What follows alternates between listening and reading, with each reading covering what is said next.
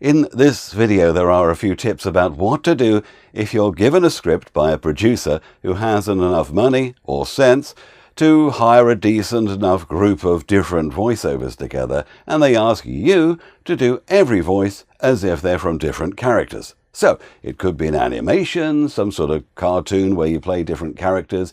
It could be two people talking to each other in a script. Now, obviously, if you're reading an audiobook as a narrator, when different characters come along, you give a nod to a different style of voice whenever people are talking. You may give a bit of a character voice or a slightly higher voice if you're a man speaking a woman's line, bit of an accent. But generally, the listener realizes that it's one person. You are reading everything. You are not fooling them about anything. And in fact, I've heard quite a few audiobooks where the narrator just keeps his or her voice exactly the same, doesn't even attempt to make the character voices different. But what I'm talking about here is a script where the voices definitely do need to sound different from each other. I had to do the voices for some interactive exhibit in a museum recently. I had to play the captain of an army, a few privates, and the narrator as well, and had to make them sound different. Also, many cartoons where different voices were needed, all talking over each other as well, and sometimes at the same time. So, two basic techniques. First of all, you need to record each character on its own. Don't do one, then get into character for the next line, then try to remember what the first one was. No, get into character. You've got that voice in your head, your body is twisted in a way to make that character sound. All you do are the lines that character has to say. Then you stop, you go back to the beginning, do the next character, and so on. Now, hopefully, it shouldn't be more than 2 or 3, please, or your client really is having a laugh, getting good value for their fee for you doing all the voices. Now, the reason for doing this method is, of course, you stay in character.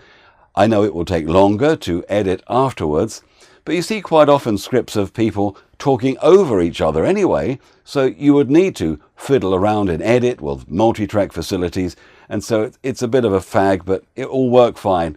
Your client may also ask you to place the characters in the stereo field as well, left, right, center, adding to the illusion that there are 2 or 3 people in the room at different places.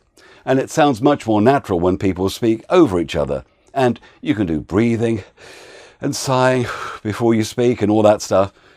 Very, very useful to make things sound much more natural, as if there really are 2 or 3 people talking together when it's really only you.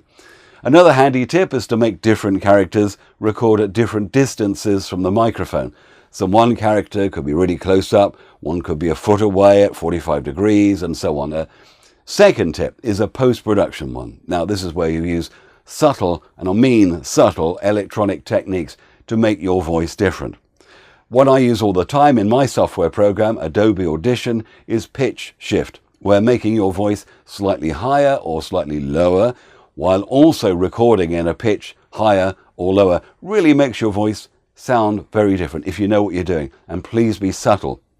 The third tip is remembering that people speak in different ways, obviously, so try and give your characters personalities, where one speaks in a rather clipped way with very short words, and another way maybe a bit more basso profundo, my darling, with elongated words, and not leaving much, gaps in between. Just make up the characters firmly in your head, follow those tips, and you should do fine. Then send in your invoice, a large invoice.